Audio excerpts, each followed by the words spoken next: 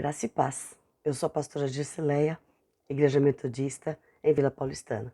Um pouquinho rouca por conta da atividade secular, que não é fácil, mas graças a Deus o Senhor tem nos abençoado.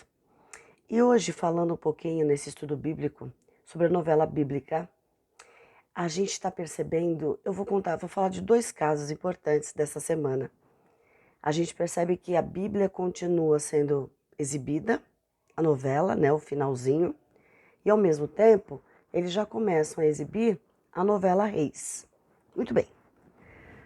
Lembrando do que a gente viu da novela semana passada, a gente percebe então ali muito claro o pecado de Acã, que foi uma das últimos acontecimentos que marcou aí essa parte da novela. O pecado de Acã foi a cobiça, não é? Ele desobedeceu a ordem de Deus. Ele mentiu, né? Pensando no dinheiro e na riqueza, ele desobedece o que Deus tinha mandado não fazer. E é um pecado oculto. E onde tem pecado oculto, não tem vitória. Tanto é que depois que acontece toda essa questão toda aí de Acã, de ter guardado todas as riquezas que ele podia pegar lá de Jericó, a gente percebe que eles perdem uma batalha, né? Então a gente percebe aí que quando existe algo que está oculto, o Senhor não se manifesta. Não tem vitória, não tem bênção. E o pecado dele, então, traz consequências para ele, traz consequências para sua família e traz consequência para todo o povo de Deus. Ele era da tribo de Judá, ele conhecia a palavra, ele sabia quem era Deus. Ele já tinha ouvido as histórias, já tinha visto e conhecido o que Moisés tinha feito. Mas ele decidiu, então, pegar todos os despojos de guerra, ou melhor, alguns, né? Porque a maioria foi levada até o templo, justamente para que Deus pudesse consagrar. Toda a riqueza que foi tirada foi consagrada ao Senhor. E aí a gente percebe que, se era do Senhor, ele pegou o que não lhe pertencia e que era de Deus. Pecado maior ainda. E aí a gente percebe então que o Senhor tinha condenado isso e o povo, que era um exemplo, né? Ah, o Deus único, o Deus de Israel, o Deus que não tem nome, o Deus que está fazendo maravilhas, o Deus que está fazendo o povo conquistar novas terras, exemplo para outros povos, de certa forma, fica desacreditado. E agora? Como fazer? Como reagir? Onde nós erramos? E aí é a grande preocupação de todo o povo, de Josué, chamando aí os seus grandes parceiros e tal.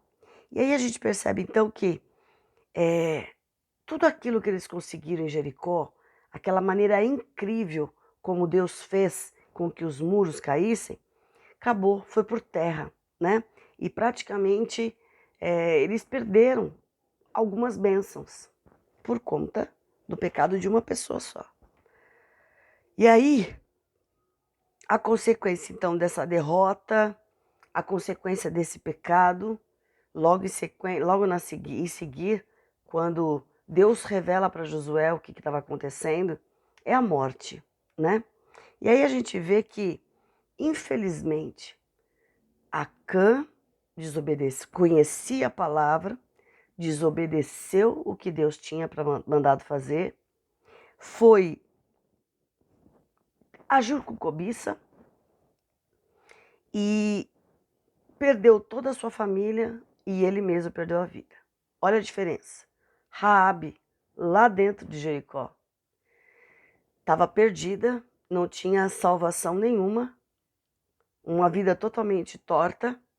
De repente, ela confiou no Deus de Israel. E ela e toda a sua família foi salva. Olha a diferença? Confiar em Deus e deixar de confiar em Deus. Fazer a sua própria vontade e não a vontade de Deus. E aí a gente percebe aí um contraponto entre as duas histórias. Quando a gente já começa a ver a história de Reis, Apareceu esses dias, ontem, esses dias aqui, Ana e Eucana. A gente sabe muito bem que a Penina era a que perturbava, Penina, de certa forma, atormentava a vida da Ana, porque a Ana não podia ter filhos. E isso naquela época era uma desgraça, uma situação muito triste para uma mulher. Mas Deus colocou no coração de Eucana um amor muito grande também por Ana. Ele amava a mulher. Bom, a Ana, que o nome dela chama Favorecida, ela faz então, no momento de desespero, de angústia, uma oração. Aliás, que não é uma oração. Oração a gente faz assim, falando com Deus, pedindo alguma coisa. Senhor, muito abençoa, muito obrigado, louvado seja o teu nome. Ana, literalmente, ela gritou. A alma da Ana gritou. Ela clamou, ela chorou, ela rasgou o seu coração, porque a angústia no coração dela era muito forte. E aí, ela literalmente clamou ao Senhor. A diferença de orar e clamar. Foi uma oração que veio do fundo da alma, né? Do fundo do ser. E aí ela colocou toda a angústia que ela tinha nas mãos do Senhor. Você está bêbada, mulher? Você bebeu demais, mulher? Não, eu estou angustiada, eu estou desesperada por uma benção. E aí a gente percebe que Ana, sabendo que era impossível a condição dela, ser mãe mesmo sendo estéril, ela pediu a Deus e ela acreditou que Deus podia fazer o impossível. E Deus, que é rico em misericórdia, rico em amor, e ouve o clamor, inclinou os ouvidos e ouviu o que Ana pediu. E neste momento, então, ele faz com que o milagre aconteça na sua vida. E ela então dá luz a Samuel. Deus me deu, né? E aí ela consegue, então, receber alegria, paz no coração, dar alegria para o esposo, né? E aí ela faz, porque Deus ouviu a sua aflição, ela tem dois gestos, né? Na sequência de ter recebido o seu milagre. Em primeiro lugar, ela agradece ao Senhor. Ela reconhece quem é Deus, ela entende que Deus fez porque Ele é maravilhoso e ela tem que demonstrar todo o seu amor, a sua gratidão a este Deus. Deus trouxe salvação para sua casa. Ela foi salva da vergonha e de todo o preconceito que existia na época. E a segunda coisa que ela faz? Ela fez um voto. Senhor, se eu tiver, eu entrego ele para o Senhor. E ela cumpriu esse voto. Ela esperou o tempo certinho, o tempo que ela tinha combinado com Deus, e ela então entrega o seu filho nas mãos de Deus. Deus fez o impossível na vida dela. Ela acreditou. Ela suportou toda a provocação da Penina e talvez de todos os outros ali. Ela se apegou a Deus. E este é o convite para nós.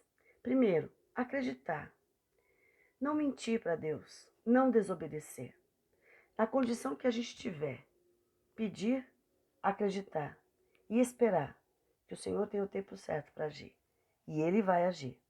Suportar, confiar em Deus, descansar em Deus, levantar-se para orar e orar acreditando naquilo que você está pedindo e acreditando no poder daquele que pode fazer todas as coisas. Esse é o convite desta noite. Este é o convite deste momento de estudo bíblico. Você tem alguma coisa? Alguma esterilidade? Você tem algum pecado encoberto? Coloque nas mãos do Senhor. Abra o teu coração. Chora. Se coloca mesmo e se prostra. Quebranta o teu coração, a tua alma na presença do Senhor. Para você ter alívio. Para você sentir o renovo e o restauro do Senhor. E Ele vai te dar alívio. Ele vai te perdoar. E Ele vai te fazer caminhar de glória em glória, de vitória em vitória. E todos saberão que você tem um Deus maravilhoso. Este é o convite para nós pensarmos em toda essa lição que a gente está aprendendo e que o Senhor abençoe a tua vida, a tua casa e a tua família. Que o Senhor salve a tua família. Coloque também nas mãos do Senhor e creia que tudo vem das mãos do nosso Deus. Te louvamos, te agradecemos, exaltamos o teu nome e continua perdoando, renovando, restaurando, porque nós precisamos de ti. Muito obrigado por essa oportunidade, por este momento, e que o Senhor continue nos ensinando, nos fortalecendo e nos enchendo da tua graça e da tua paz. Muito obrigado por tudo. Abençoa a nossa família, a nossa vida, em nome de Jesus. Amém. E a bênção do Deus Pai, Deus Filho, Deus Espírito Santo, aquele que pode fazer o impossível, faça o infinitamente mais na tua vida. Te derrame a sua graça, aumente a tua fé e a tua esperança e te dê a sua maravilhosa paz hoje e sempre. Amém. Creia, acredite, o Senhor pode fazer. Boa noite, uma boa semana e a gente se vê semana que vem. Tchau.